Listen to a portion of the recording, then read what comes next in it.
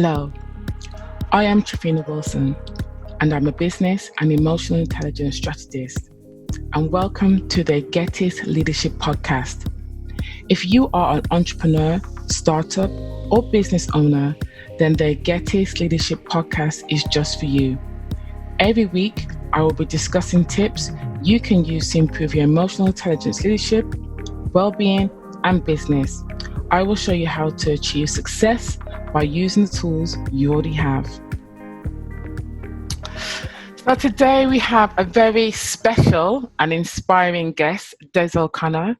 Hello and welcome, and how are you? Hello, I'm great, thank you. Thank you for having me. How are you? I'm fantastic, thank you. Good. You are a man of many talents. You are an award-winning entrepreneur, business coach, international speaker, founder of social media marketing events, founder of Women in Business events, author of Coach Wisdom, which is available on Amazon. So everyone go and get your copy now. What I like about you is that you are empowering and inspiring women to lead and grow their business. You help create women business experts and encourage personal growth. So what inspired your journey?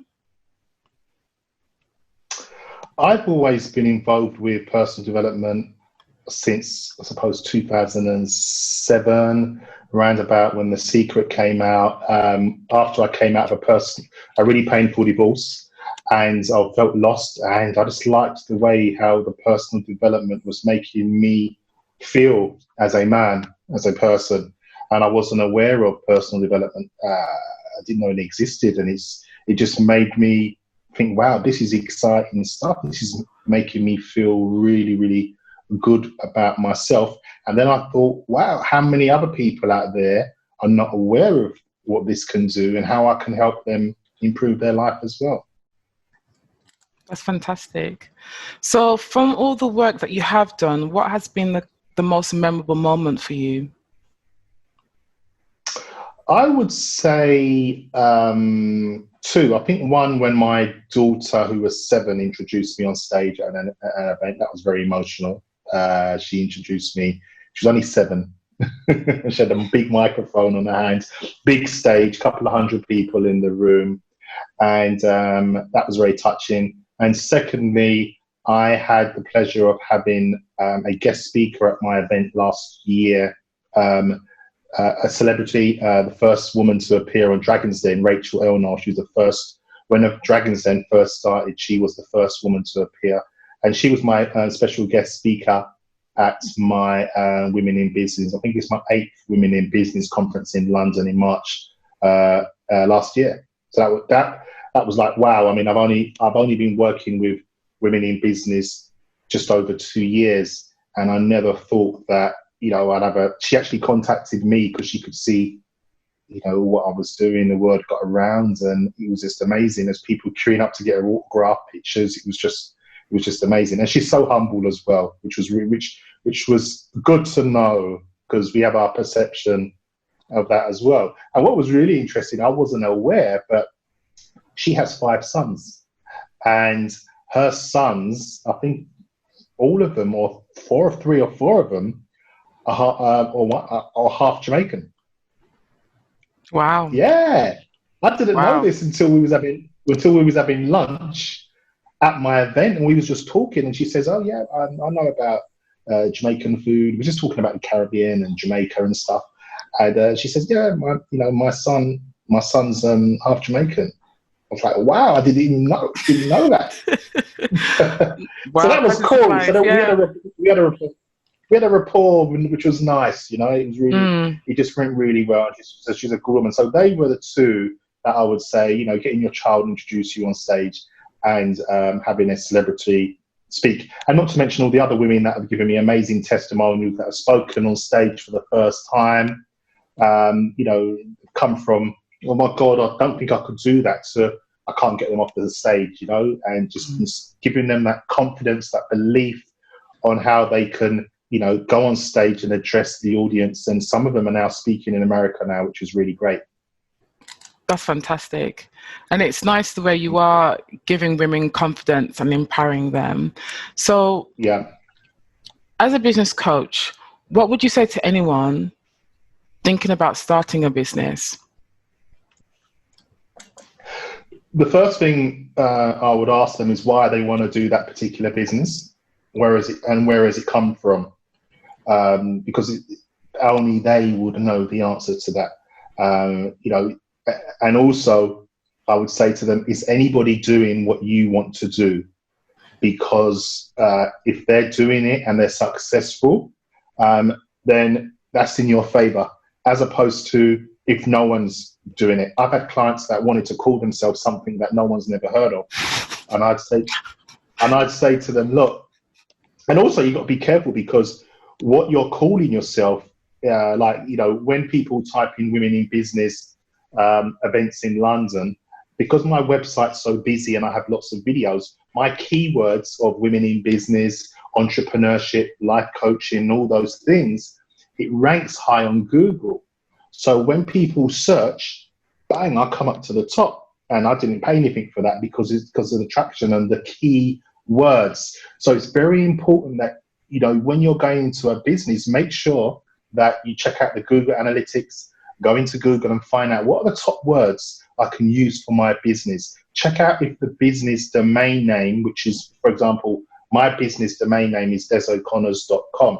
But find out what yours is going to be. I always encourage every single client I work with, buy your domain name .com and .co.uk.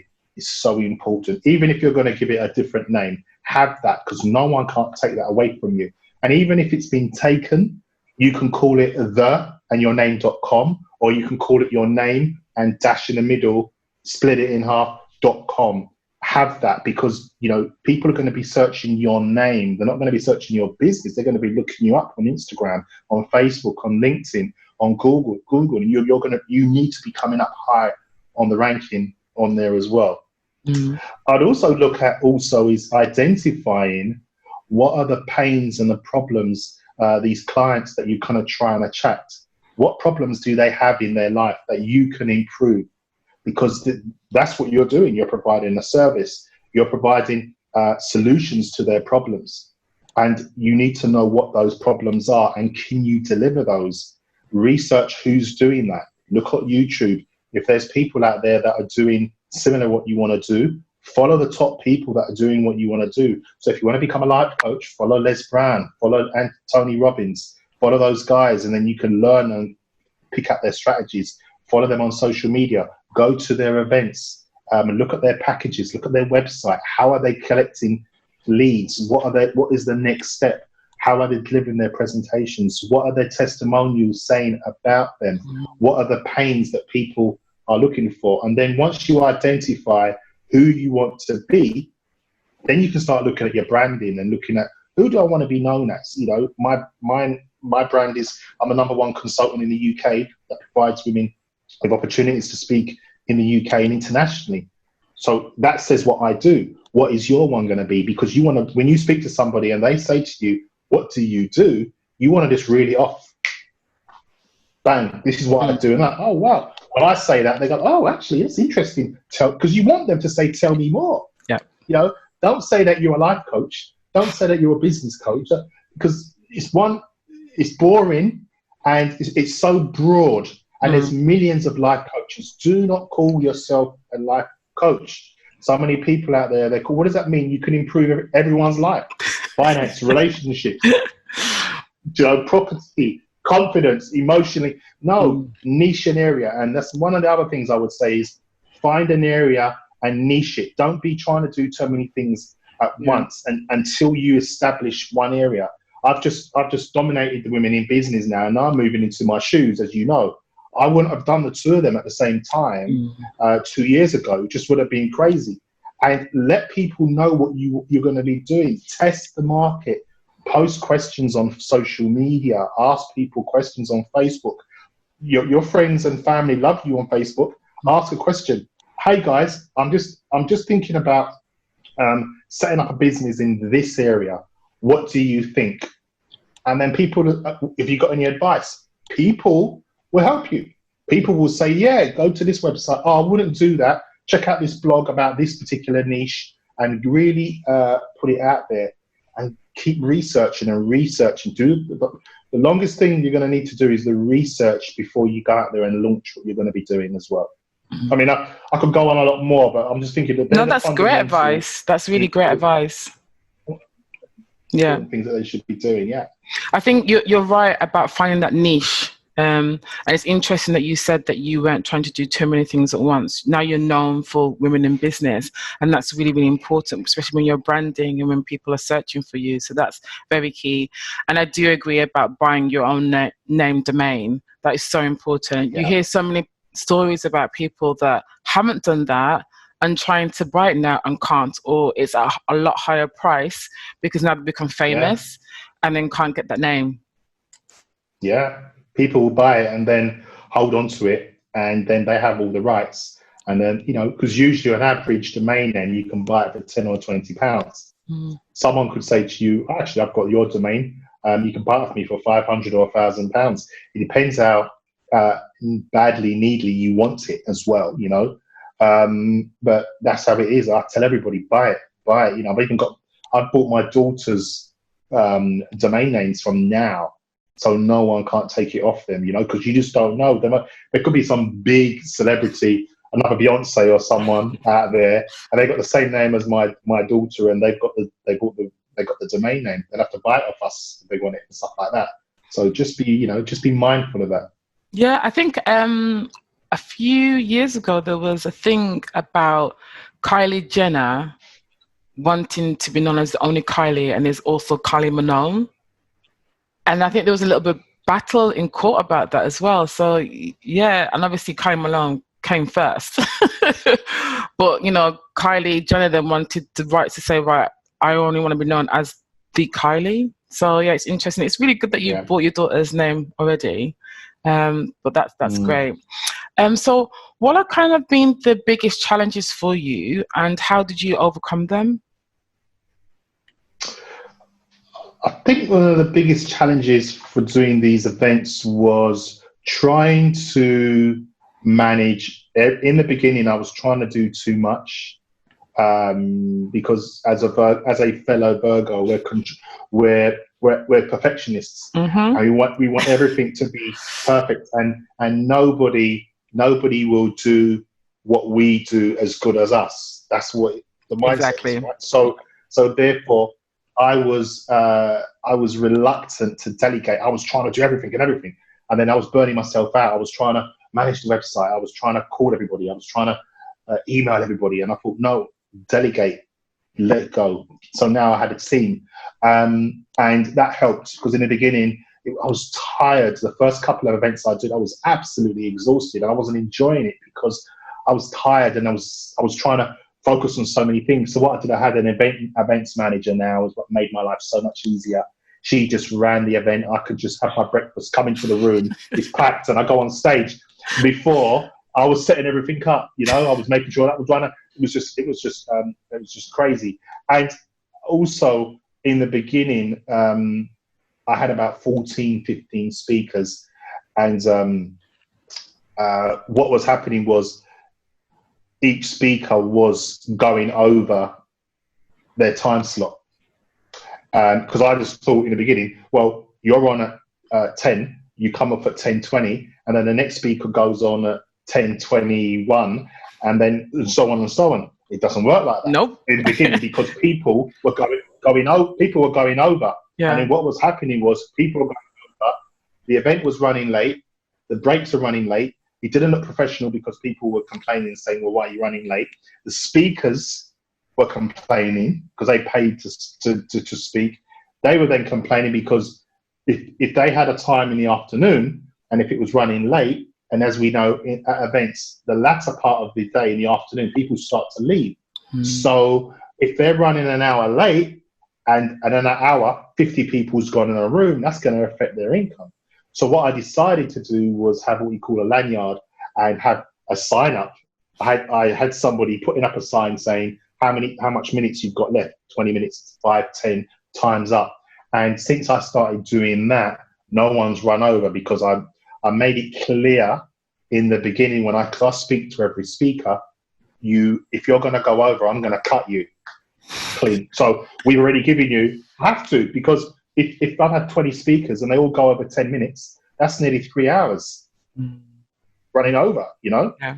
So, but, you know, since I started implementing that, I had a member of staff that was managing that. I didn't have to worry. So as soon as a speaker come off, the speaker goes on, it just ran smooth. And I believe in each time you do something that you improve on it, you learn and you improve on it for the next one. And every event I've had since the first one has significantly improved, and it's just flowed, and I'm enjoying it. I'm not as stressed. I'm more energy, because the crowd will pick up if you're not in a good place. Believe me, they'll pick up your energy when you're on stage. I think you're right. It's very important to know what you can delegate out, because you have to be really careful about not having burnout. Like you said, you were tired because you were trying to wear all the hats. And I totally get that, because I'm exactly the same. Because we are perfectionists and we're trying to do everything. But it's okay to delegate. You know, just like you said, when you got the event manager, it just felt a lot more smoother. The people in the audience can feel your energy, because you're not tired because you're trying to do everything in the background.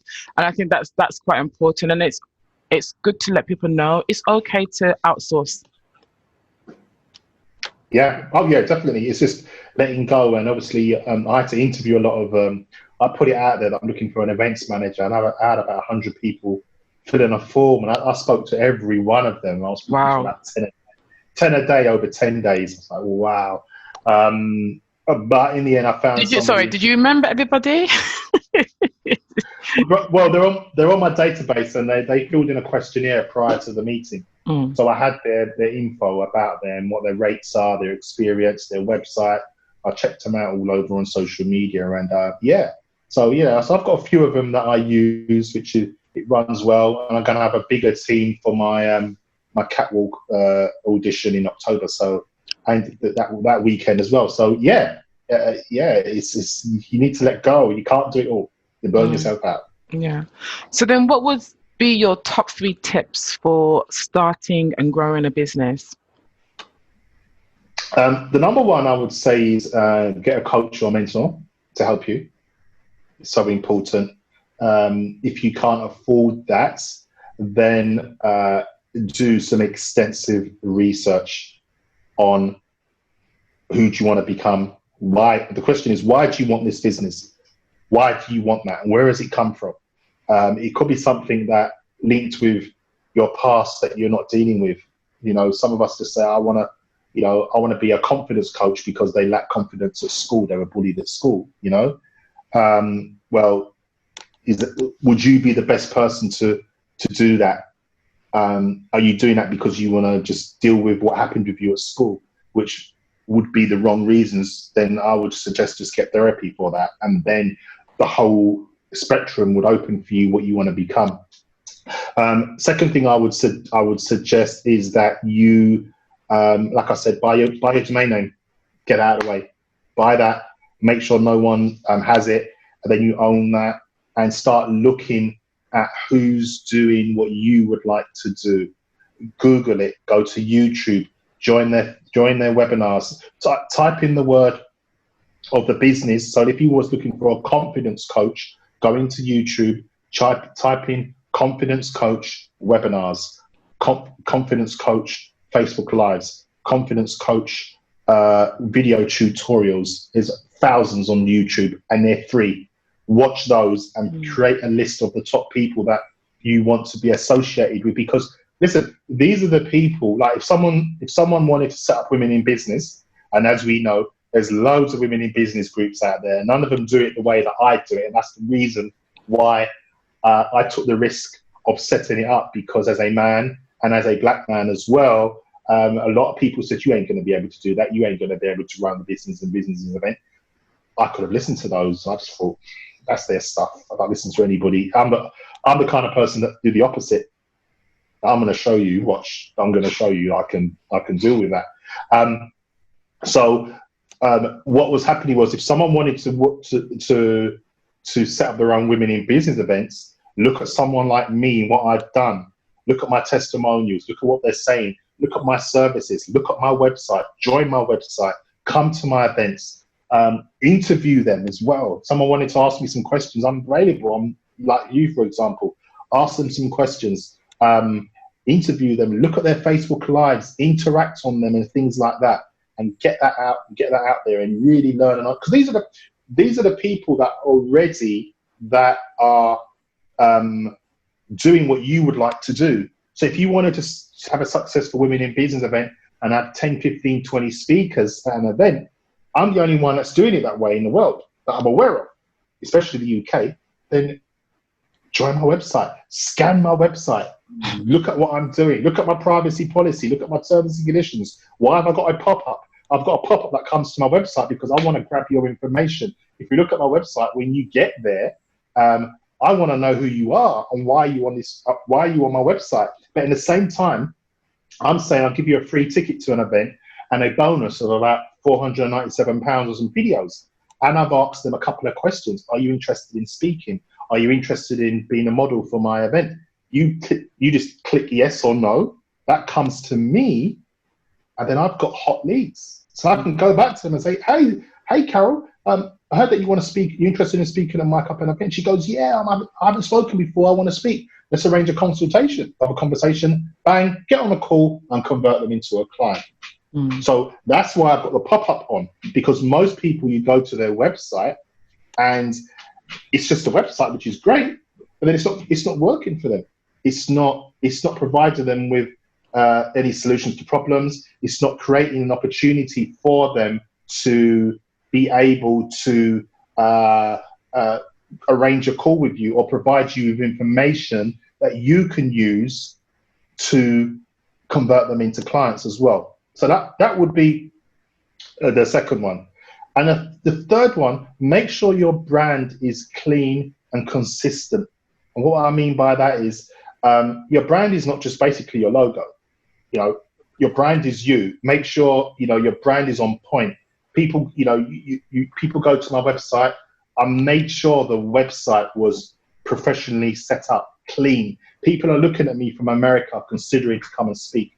And most of them, they've been on my website and they've said, your website is awesome, as they speak. And they say, your website is amazing. And it's got everything on there that they need to know. My testimonials, speakers from previous events, my previous events that I've held, that gives me credibility. So if they're wondering, should I work with this guy or not? Bang, those questions are already answered already within my website. So they're thinking, well, who is he? I've got an about this section. Is he an author? Yes. Has he got any digital products? Yes. Oh, what does he provide? All my services are there and it's listed. So my services are there so they can see, oh, he does websites as well. Oh, I need a logo. Oh, he teaches you how to do webinars. Oh, he teaches you how to do Facebook Live. I didn't know that. I just thought that he only puts people on stage. But when they check out the website, they can see all my services are all listed there. And there's people that say, I didn't know you did websites. I want a website like yours. Can you do that? Yeah, of course. That's what I did. So they're the things. I mean, I went off at a tangent a little bit, but no, it's fine. It's good because you're right. When you do go to your website, everything is there. When I went on there, there's no question I had afterwards because it's right there in front of you. You see all your services, you see all the amazing stuff you have done. The testimonials are just amazing because you have so many, which is really good. And it's right there for you, So I think that is what websites should have. You shouldn't be able to go on a website and be able to have kind of no questions. So that's really good. So what currently are you working on at the moment then? Well, because of COVID-19 at the moment, everyone's been affected. However, I'm not letting that affect me to progress. I'm putting it out there. This is what I'm doing and I'm getting on with it. My next event is on October the 24th and 25th in London. It's my weekend Women in Business conference. I'm doing a first one for a 2-day event. There's going to be about 15 speakers on each day. And then in the evening on the 24th, I'm launching my catwalk audition because I'm launching my shoes, my Delegate shoes. So I'm having a competition, a catwalk audition model competition, to find a woman to be the face, foot, body, or whatever you want to call it, for my new shoe launch, which is taking place hopefully in December the 5th as well. So I'm going to have 100 models walking on stage, 30 seconds. I'm going to have just picture it, what do you call, what's the thing that Simon Cowell does when they got all the judges? What's that called? Not X Factor, the X Factor. Yeah, similar like that. Something like that. So you got Britain's Got Talent. Yeah, that's it. I don't watch Me it. either. Me either. Yeah. But so you're gonna have the judges. So technically, I'm gonna be sort of like Simon Cowell in a way. I'm gonna have all the judges, but more good looking. Yeah, yeah. He's got more hair than me, so I'm not trying to say that. Yeah. And then there's gonna be a heat. So the first 100. So the women are now applying. In the last week, I put it out there, and there's 35 have applied. It's free to apply. Absolutely free to apply for the opportunity, and then whoever wins, they get all my services, which is worth over £10,000. So this model who wins, I'm going to do their website, their branding. I'm going to position them. If I'm going to be speaking in America or Paris or Italy at Women in Business conferences, she's going to be my model to represent my shoes out there as well. So it's an amazing opportunity for that. That's all I'm doing this year, October the 24th, 25th, and my shoe launch is on December the 5th. So that's what I'm doing. It's free to attend my Women in Business conference. It's a 2-day event. It's worth £997, and the tickets are absolutely free. Just go to our website, desoconnors.com, and book your ticket. That is fantastic. I'm definitely coming. Yeah, for sure. Can't wait. Yeah. So as you were talking about the pandemic, the world has changed. What would you like to see as the new normal?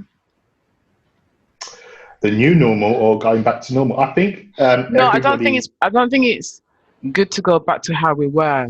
So what would you like to see in terms of the new normal? Because we've gone through something that has changed everybody's life. And, for me, I'm hoping that people will be more empathetic to one another, that big businesses that I've worked with and I've coached in will realize that people do have lives, and actually working from home, that is possible to do. Whereas before they were kind of like, well, you had to be seen in the office to be seen as working. And now it's been shown, well, actually the business and organizations can still run with our employees still working from home.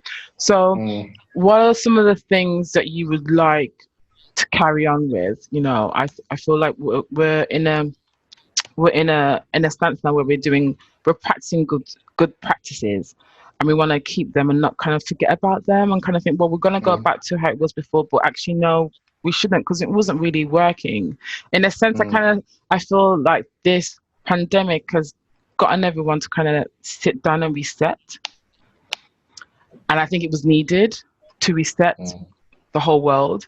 So what would you like to see as we slowly get back to normal? Well, new normal.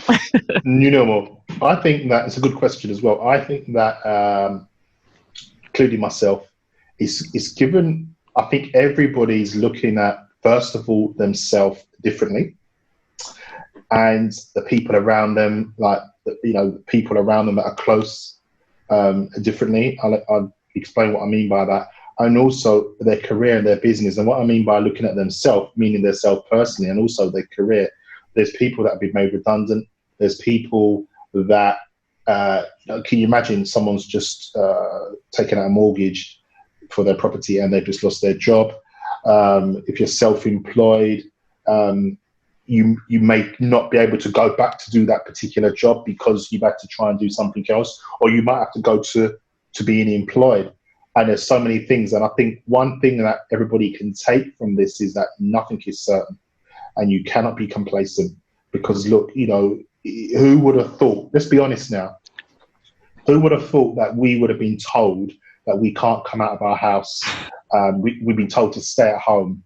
We've been told that we can't get close with anybody. You've got to stay, you've got to keep your distance. You can only go to, if you're going to go to the supermarket, there's a chance that you're not going to get what you want You go there, you got a queue, and all these things. Like when before this setup, if we said this was happening in another country, we'll be laughing, thinking, "Ha, look what's happening with you." Yeah, we're lucky. We're, and that's where you can't take things for granted. And I think a lot of people that are home, that are with their partner, it's either going to make them closer or make them come further apart.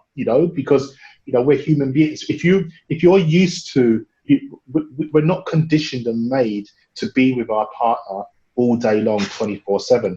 That's why when you go out to work, sometimes you want to look forward to coming home, and even the children and the family. You don't want to be with that 24/7. So I think that what I would like to see is people taking more responsibility for themselves, for their life. Look at themselves and look at actually, instead of feeling sorry for yourself and complaining, what's good about this? I've still been carrying on as normal. It's affected my events, but it's not affected me getting clients, because I've still got clients that want to work with me. People still want websites. People still want the events was just the icing on the cake for what people want.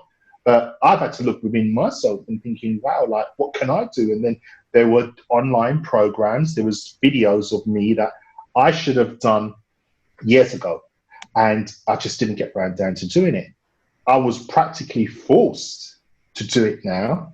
One, because I had the time, and two, it was like, that's productive. So I did some brainstorming. What can I do in this time off? So I brainstormed it, listed everything down, and then picked out the top 5. And one of those was my digital products for single women, for become an expert and be paid as you sleep, and authors to be paid as they sleep from their book chapters as well. So it made me look within myself and be able to really stretch and like, wow, because I would never have really done those before, because that wasn't my top priority. And I'm so pleased I've done it now. It's out of the way. And now I can look at the next opportunities that I can sort of do. But I think people are going to be more aware, and just people just need to be not as anxious, not afraid as much. Just look after yourself, because you just don't know what's around the corner. Everyone knows someone that's affected and may have been really ill or even passed away, unfortunately. And you just need to be so aware. And we don't know when this is all going to plateau and come to a normal situation. If it's going to get back to that, we don't know. Yeah, that is true. So what have you found yourself doing that you weren't doing before? I was, to be honest, the days are going really quick for me. Very quick.